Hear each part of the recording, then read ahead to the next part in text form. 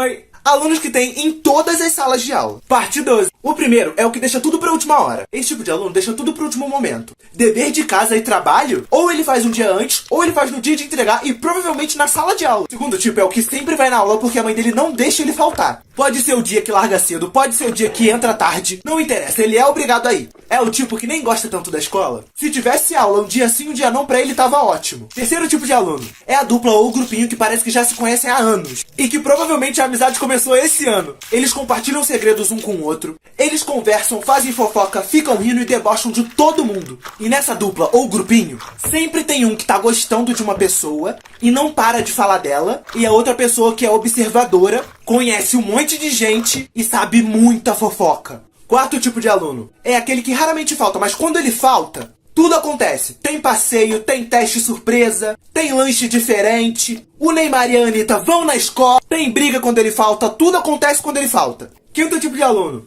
é aquele aluno que não se recuperou da pandemia. Antes ele ia pra escola numa boa, estudava numa boa, fazia tudo direitinho. Hoje em dia ele é movido pela preguiça. O pior de tudo é que ele acaba não ligando, porque ele já tá de saco cheio. Sexto tipo é aquele aluno que alguns amigos dele estão em outra turma. E eles acabam se vendo só na hora da entrada, na hora da saída e na hora do intervalo. Tava eu na minha pré-adolescência, brincando de pique-esconde, debaixo de um sol de 40 graus queimando minha careca, porque eu era retardado mesmo. Aí estava eu e os meus amigos brincando e rindo igual umas hienas. Aí numa hora que tava todo mundo se escondendo, passou um moleque na rua 3 anos mais velho que eu. Só que esse moleque, aquele idiota, decidiu contar onde todo mundo estava escondido. Eu costumava ter medo dele, porque ele era mais forte. Só que nesse dia, a raiva superou o medo. Aí eu saí do meu esconderijo boladão, com meio metro de altura, e falei assim: gente, pode sair todo mundo porque o babacão aqui, ó, contou onde a gente tava. Pra quê? Aí ele pegou e falou assim: o que que tu disse, menor? Aí eu com medo, porém com muita raiva, respondi: eu gaguejei? Nisso eu olhei pro lado, os meus amigos estavam assim.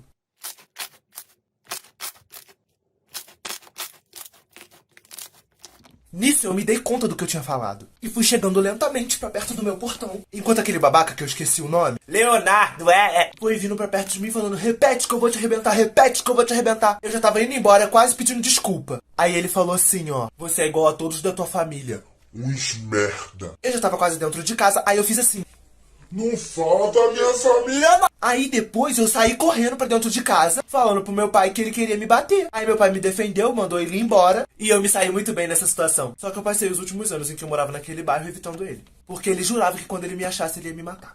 Então, Leonardo, se você tá vendo esse vídeo e você me achar, eu vou fazer igual eu fiz da última vez. Saí correndo. Enquanto a receita passa, eu vou contar a maior briga que eu já vi na minha vida. Estava eu na cozinha, perturbando a cabeça da minha mãe, falando que eu queria me mudar daqui. Só que enquanto eu fazia o show de drama pra minha mãe, a música parou. Ouvi uma mulher gritando assim, ó: ela tá achando que ela tá falando com quem? Nesse momento, toda a vontade de não morar aqui foi embora. Respirei o espírito de fofoqueiro e eu analisei o campo de batalha pelo buraquinho do muro da laje. Aí, graças a Deus, na frente da minha casa foi onde as duas mulheres se encontraram. Uma delas estava com um neném no colo, mas esse não foi motivo pra ela parar de gritar. E a outra só ficava aqui, ó, jogando o cabelo e falando: e aí? Vamos resolver. Só que não ficou só nisso. A família das ambas oponentes começaram a chegar. Então, em questão de segundos, tinha mais de 20 pessoas na rua. Aí a barraqueira amamentadora falou: eu só não resolvo com você porque eu tô com uma criança aqui. Nisso, o primo da jogadora de cabelo pegou e falou assim: então tira a criança da confusão. Pegou a criança e ficou com ela e falou: deixa comigo. Um instante que a criança foi retirada, eles fizeram igual um irmão. Bum! E um puxa-puxa. Elas embolaram firme. Nisso, foi família contra família, porque eles começaram a brigar também. Era voadora pra um lado, puxão de cabelo do outro, uma latição de cachorro, choro de criança, uma gritaria, uma decadência, uma confusão generalizada. Uma maravilha. Por fim, separaram as duas oponentes. Cada uma ganhou um prêmio. A Remelês estava com um tufo de cabelo da matriarca. A matriarca estava com um pedaço de roupa da Remelês. Aí as duas famílias se separaram, foi uma pra cada lado. Só que como um telespectador eu fiquei indignado. E não teve conclusão da história. E ninguém resolveu nada. Aí eu em choque com a situação entrei dentro de casa, né? Aí minha mãe, como uma mulher centrada que odeia confusão, sensata e pacificadora, falou assim: me conta tudo. E o que eu fiz? Contei. Oi, enquanto essa receita passa, eu vou contar pra vocês o dia em que eu fiquei preso no brinquedo do parque aquático. As coisas começaram a dar errado quando a gente chegou no parque. Porque na hora de entrar naquele ninho de mafagafo, falaram que não tava podendo entrar com comida. E quem levou comida deixava no armarinho, ganhava a chave e só podia pegar a comida quando fosse embora. Mas aí eu deixei minhas comidas lá e entrei na força do ódio. Fazer o quê? Esperança é a última que morre, né? Nesse caso, foi a esperança que me matou. Aí fui eu andando em direção à piscina com um pouquinho de felicidade que ainda me restava porque eu sou pobre e tava num lugar diferente. Cheguei na beira da piscina, quando eu botei o meu pé na água, eu só escutei um apito na minha direção. Aí eu já olhei assim, né? Nisso o salva-vidas falou assim, ó: não pode entrar de bermuda, só pode usar sunga aqui. Mas aí fui eu pros brinquedos, igual um grilo de sunga e com fome. Cheguei na fila que tava aparecendo doação de cesta básica pra escolher em qual tobogã que eu ia, né? E os mais simples, os tranquilos, os médios que tinham um pouco de adrenalina e os brinquedos da morte com não sei quantos metros de altura. Decidi ir no brinquedo da morte. Aí fui eu, subi naquela escadaria do Monte Everest. Todo cagado eu entrei naquele troço e fui descendo. Durante 5 segundos eu fui muito feliz lá dentro. Ele era redondo, todo fechado, tava descendo rápido, adorei. Do nada, o meu corpo agarra no meio daquele negócio. E eu entalei. Não descia mais, não tava mais escorregando. Eu comecei a ter um infarto, comecei a chorar, gritar minha mãe em outra cidade. Aí eu comecei a me puxar pelas paredes pra eu descer, chorando horrores com um cagaço de alguém descer e me dar uma pancada nas costas. Só sei que eu fiquei desesperado. Depois de muito esforço com os meus braços de graveto, eu peguei tranco de novo e continuei descendo. Na mesma velocidade que o meu brilho voltou porque eu tava escorregando de novo, ele foi embora quando o tobogã ficou reto. Durou 1 segundo até eu chegar lá embaixo. Eu desci com tanta pressão que eu cheguei lá embaixo com o gosto da sunga na minha boca. Ainda engoli água naquela merda. Pra mim, o passeio acabou ali. Fui eu pra piscina das crianças cheia de mijo e fiquei lá até a hora da gente ir embora. Aí quando eu estava no meio da viagem voltando pra casa, que eu fui abrir a minha mochila pra comer porque eu tava morrendo, eu vi que eu tinha deixado a minha comida na porcaria daquele parque. Enquanto esse vídeo tá passando, eu vou contar uma vergonha que eu passei que poucos sabem. Estava eu e a minha prima, já tava de noite e eu fui atravessar a pista, quase chegando em casa, gente. Aí eu esperei o carro passar e corri. Eu sabia que tinha uma calçada do outro lado, só que o chão tava todo muito escuro. E a minha prima me acompanhando. E enquanto eu estava correndo pra chegar do outro lado, de repente o chão sumiu. Eu fiz isso aqui, ó. Sabe por quê? Porque eu caí no bueiro. Mas na hora não teve graça, porque doeu. As minhas pernas ficaram pra dentro do bueiro, meu peito bateu no chão, a mochila passou por cima de mim. Ou seja, eu fiquei igual um sapo no chão. Aí a minha prima, uma pessoa gentil, que ajuda o próximo, olhou pra mim, botou a mão na cintura e falou: ué, levanta! Aí eu tirei minha perna do esgoto, levantei. As minhas pernas tudo machucadas, minha calça toda suja. Eu tava com tanta vergonha que a dor não importava. Eu só queria ir embora. Aí a minha prima olhou no fundo dos meus olhos e perguntou: você tá bem? Aí eu mancando falei assim: ai, tô bem. Ela começou a rir. Ela não riu pouco, ela riu muito. Aí a gente chegou em casa, vi pro banheiro pra lavar os meus machucados. Foi o tempo que minha prima utilizou pra contar pra todo mundo da minha família, pra todo mundo que ela conhecia. Faltou só ela postar no stories que eu tinha caído na merda do bueiro. Quando eu desci pra falar com o povo da minha família, eu já tava conhecido como Ratatouille. Mas eu não guardo o rancor da minha prima não, tá tudo bem.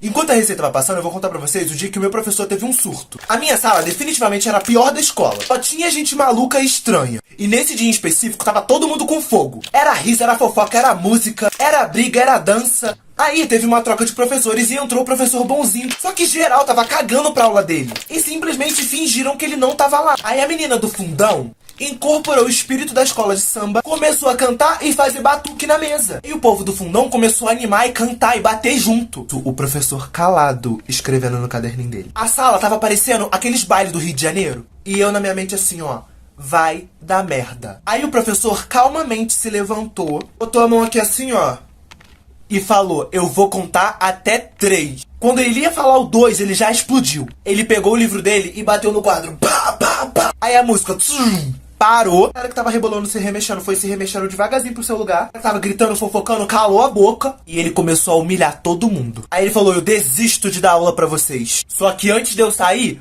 todo mundo perdeu 3 pontos na média. tirando o Matheus, que era um nerd, que era calvo aos 12 anos, e a Júlia, que a personalidade dela era ser inteligente e quieta. E o pessoal começou a se indignar, porque teve uma galera que tava com a média 2,5. Perdeu 3, a pessoa ficou com um ponto negativo. Aí foi um chororô, uma reclamação. Só que não adiantou, ele realmente tirou 3 pontos de todo mundo. Aí depois eu fiz o sonso e fiz muita chantagem com o professor. E ele recuperou os meus pontos da minha amiga. Porque a gente realmente estava quieto até a música começar. Depois desse trauma, a minha turma ficou sem fazer bagunça durante 3 dias, porque depois voltou tudo normal. Vou contar pra vocês o dia que a minha amiga se mijou no ônibus. Enquanto eu vou falando, vocês vão vendo essa receita aí. Cheguei na escola com a minha amiga e já tava dando tudo certo, porque a luz tinha acabado. Aí a escola virou uma zona. E a galera começou a sair de sala. Aí, de repente, a luz voltou e a diretora apareceu. Isso foi um corre-corre, um empurra-purra, uma gritaria. E a minha amiga Rayane Fura-Olho deixou o celular pocket dela cair no chão. E todo mundo saiu chutando. Ela foi conseguir pegar ele lá do outro lado do corredor. Quando tava quase na hora da gente ir embora, a menina da nossa sala, a Brunão Delicada, decidiu subir em cima da mesa pra fofocar. E ela não sossegava. E não deu outra, a mesa caiu. Aí foi ela, o material e a dignidade toda pro chão. Depois que a sala toda riu, inclusive eu e a minha amiga, eu fiz o papel de colega e fui perguntar se tava tudo bem. Mas aí a Brunão nem se machucou. Não muito. Aí eu e minha amiga pegamos o ônibus pra ir pra casa. Só que tava tão cheio, que se alguém peidasse lá dentro, umas 6 pessoas iam morrer. Aí eu e minha amiga maluca, que eu não vou revelar o nome, Lorena Pé de Peixe, começamos a rir muito. Porque a gente começou a lembrar das coisas que tinham acontecido no dia. Só que aí na curva, o motorista perna de tábua não pisou no freio. E o cara sem noção, bife de rato que tava atrás de mim, achou que tava num filme e não segurou em nada. Deixou a vida levar ele. Só que a vida jogou ele pra cima de mim. Aí ele caiu, me espremeu contra a barra, eu me desequilibrei e dei uma leve encostada na cabeça da moça na minha frente. Aí pronto, a minha amiga começou a rir e não conseguiu parar mais. Teve uma crise de riso, chorou horrores junto com o riso. Só que aí começou a subir um cheiro de xixi muito forte. Aí eu pensei, ou eu tô mijado, ou alguém fez as necessidades básicas dentro dessa merda. Deu 2 minutos, a minha amiga puxou a cordinha e falou, esqueci que eu tinha que comprar um negócio pra minha mãe, e desceu correndo do ônibus. Eu olhei a Pé de Peixe descendo e falei, tá, tudo bem, deixei passar. Depois de 2 anos eu fui saber a verdade. Nós estávamos conversando sobre as humilhações que a gente já tinha passado. Porque não basta ser pobre, a gente tem que passar uma vergonha. Aí a minha amiga confessou pra mim que ela tinha se mijado naquele dia que o cara tinha caído em cima de mim. Ela me contou porque já tinha passado muito tempo, tava mais tranquila. Aí sabe o que eu fiz? Contei pra todo mundo! E hoje em dia ela nem fala mais comigo. Oi! Eu vou contar aqui pra vocês o dia que eu quase morri atropelado e virei asfalto. Enquanto eu conto a história, vai assistindo essa receita aí. Eu era pequenininho, nanico, rebaixado. Aí a minha mãe decidiu me libertar do cativeiro. Eu, óbvio, fui pra rua brincar de pique-esconde. Aí fui eu, né, do tamanho de um pincher pedir pra brincar. Aí o menino que tava brincando, ele não gostava de mim. Só porque eu era muito bom em todas as brincadeiras e ele sempre perdia pra mim. Aí ele falou pra mim, tá contigo então, menor. Porque a gente já bateu folhinha de abacate, ninguém me combate, bate comigo, bate com Deus. Vai contar, anda, anda. Gente, eu já sabia da regra. Se tá todo mundo brincando e você chega por último, tá com você que conta. Só que ele falou assim comigo pra ele se achar, porque nunca tava comigo. Aí eu olhei no olho dele, sabe o que eu falei? Nada, porque ele tinha o dobro do meu tamanho e ele ia me bater. Aí eu fui contar e na minha mente só tinha um objetivo, achar ele pra tá com ele na próxima. Só ele, o resto não importava. E foi o que eu fiz quando eu vi aquele atribulado dentro da lixeira, igual um rato. Eu nunca corri tanto na minha vida. Quando eu tava quase chegando no lugar, eu fui atravessar a rua, né? Eu tava num ódio que eu não olhei pro lado. Aí quando eu estava no meio do asfalto, eu só escutei o barulho de um carro derrapando, uma luz branca chegando assim. Eu quase levantei a mão pro alto e glorifiquei, porque pra mim ali eu já tinha morrido. Só como eu tava muito rápido, eu passei e o carro só deu uma esbarradinha. Graças a Deus. Nisso eu rodopiei e caí na calçada, aí o motorista saiu, começou a me humilhar, xingou 20 gerações da minha família e perguntou onde eu morava, pra falar com os meus pais, né? Aí o menino que não gostava de mim, que eu não quero citar o nome dele pra não expor ele, Gabriel, foi e contou onde eu morava. Aí o cara foi lá, fez mó barracão na frente da minha casa e minha mãe me chamou.